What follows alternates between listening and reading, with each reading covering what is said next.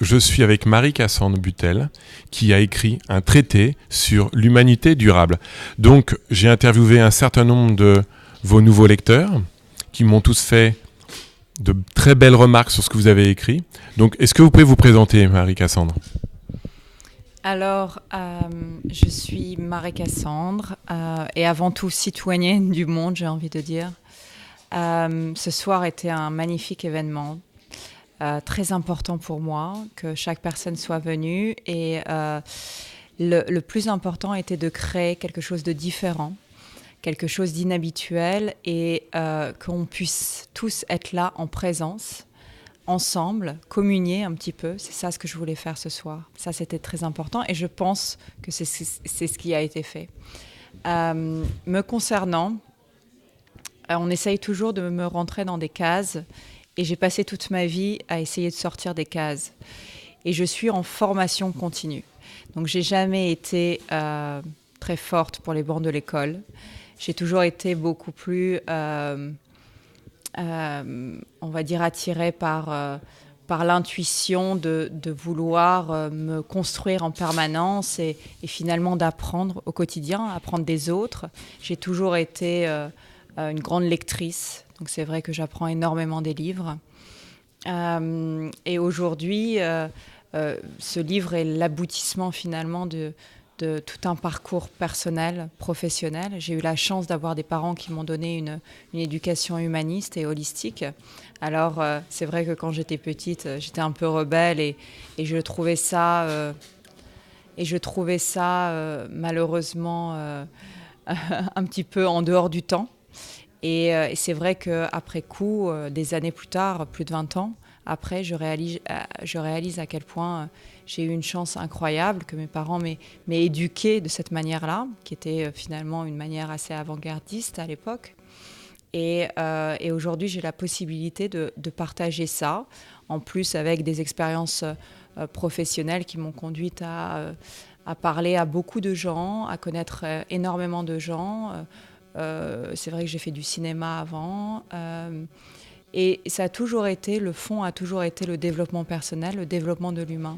Ce qui m'intéressait, c'était de comprendre ce qui pouvait nous rassembler, notre essence. C'était ça vraiment mon moteur. Voilà. La genèse de ce livre, de ce traité, donc c'est un petit peu votre expérience, votre vécu, c'est votre crainte que l'humanité s'oublie. Quelle était cette genèse ? Alors déjà, je suis une fervente optimiste et je pense qu'il y avait plusieurs choses. Il y avait le fait que mon éducation m'a permis très tôt de comprendre les choses plus facilement, on va dire. Donc de me permettre d'être optimiste et de voir aussi que les gens étaient perdus de plus en plus et que j'étais là capable de leur donner un petit peu une route que j'avais déjà empruntée peut-être avant cela. Et également, il y a énormément d'informations aujourd'hui. Et même si la personne a envie de devenir responsable, même si la personne a envie de changer, face à la multitude d'informations, comment on fait ? Et ce livre, c'était d'abord mon propre chemin. Et je me suis dit, ça ne peut pas s'arrêter là. Il faut que je le partage parce que beaucoup de personnes sont comme moi, à un moment donné, perdues. Et on a besoin d'être guidé. Et ces 7 racines, pourquoi je l'ai appelé d'ailleurs les 7 racines, c'est que finalement, j'ai fait un petit peu j'ai balayé un petit peu tout ce qui existe en développement personnel et j'ai essayé d'isoler ce qui était le plus important pour pouvoir donner un peu une feuille de route pour que chacun puisse non pas nécessairement trouver les réponses, mais pour moi, c'était déjà avoir l'esprit inquisiteur, de pouvoir se poser des questions. Parce que malheureusement, aujourd'hui, on saute sur les solutions, mais on ne se pose pas les bonnes questions.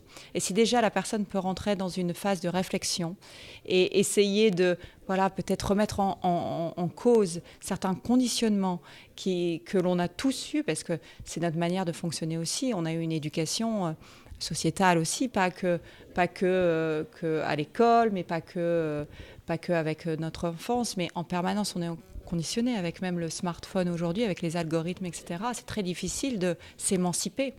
Donc la genèse de ce livre, c'était finalement donner un petit peu des principes et de dire que c'est possible ensemble, chacun à son rythme. Et surtout, un mot pour moi qui est clé et qui est, la genèse de ce livre, c'est la bienveillance. Parce que le travail, je l'ai fait avec moi-même et le travail, il commence avec de la bienveillance. Et aujourd'hui, on pointe beaucoup du doigt en permanence et ça ne peut plus durer. Parce qu'on est tous un peu dans la même marmite. On ne sait pas vraiment ce qui va se passer dans quelques années. On peut être pessimiste ou optimiste. On n'a pas tous les solutions. Et puis même les solutions, elles changent. Dans les 24 heures, elles changent parce que le monde change très rapidement. Et on voit bien que les codes qu'il y avait il y a même encore 2 ans sont plus nos codes aujourd'hui.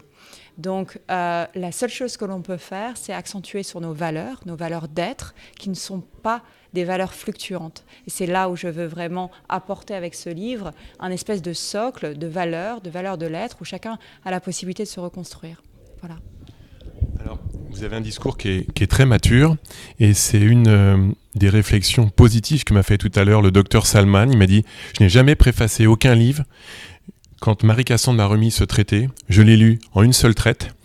Et il me dit « Il est d'une maturité incroyable par rapport à l'âge. » Vous êtes en début de trentaine, j'imagine, n'est-ce pas? Il me dit « C'est incroyable comment cette jeune femme est mature. On a l'impression que vous avez eu plusieurs vies en quelque temps, n'est-ce pas ?»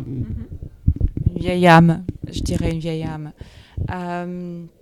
Après, encore une fois, je reviens sur ce que je disais. Je pense qu'il y a un livre dans mon enfance qui m'a vraiment frappée et marquée, je l'ai encore, c'est Le Petit Prince. Et j'ai essayé d'arpenter un peu ma vie à essayer toujours de me poser des questions.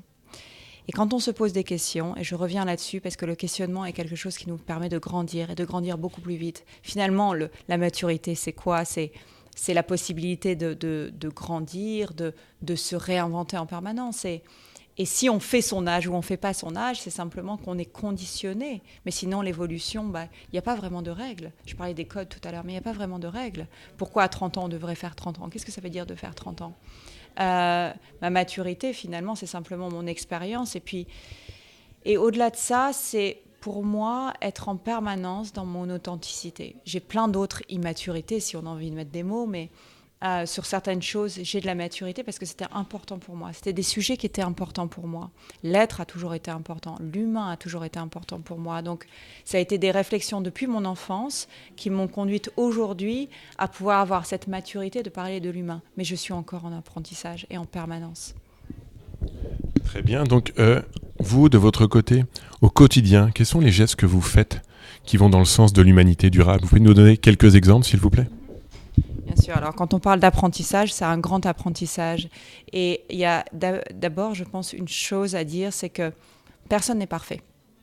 Que la complexité est telle dans l'environnement de surconsommation que l'on a, que l'on ne peut pas être parfait. Et c'est très important de partir avec cette bienveillance, de se dire c'est un apprentissage. Et quand on fait des gestes, c'est des gestes qui sont des gestes progressifs. On va commencer avec quelque chose. Je prends juste l'exemple au niveau alimentaire. J'essaye de manger de manière biologique et locale et de saison le plus possible. Je ne mange pas de viande, ou en tout cas très peu. J'essaye vraiment de faire des petits gestes comme ça au quotidien, de ne pas utiliser du plastique à usage unique. C'est quelque chose que l'on doit faire en conscience en permanence. Étape 1, c'est l'information. Il faut se renseigner de ce qui nous pollue en permanence. Étape 2, c'est essayer de voir en conscience comment on peut rétablir ça. Et c'est vrai que on est pressé, on a tous une vie et parfois on part de la maison et on laisse la lumière allumée. Non, en fait. Parce qu'en conscience, on sait qu'il faut l'éteindre. Alors, c'est vrai que beaucoup d'entre nous vont dire quelle différence? En fait, on a une différence parce qu'on est tous un grain de sable dans cette immense plage. Donc, c'est la responsabilité, c'est la prise de conscience, c'est comment chaque jour, on peut... La manière dont on s'alimente, la manière dont on pense, la manière dont on communique. Le développement durable, c'est aussi la manière de communiquer. Parce que chacun d'entre nous a des problèmes, chacun d'entre nous a une tension en permanence. Et la plus grande des facilités, c'est quoi? C'est de le jeter sur l'autre. Et d'être en conscience et de se dire l'autre n'est pas responsable de notre mal-être. Donc, revenir à sa propre responsabilité, à son intériorité, en conscience, et d'essayer même de communiquer positivement. C'est ça aussi le développement durable. Donc, c'est dans tout ce que l'on va faire, sans que ce soit un poids, de s'améliorer chaque jour. Et vous allez voir, parce que les habitudes, au bout de 30 jours, ça devient finalement une routine. Donc, de la bienveillance, de l'information, de la responsabilité et des petits pas chaque jour qui vont créer une réalité petit à petit.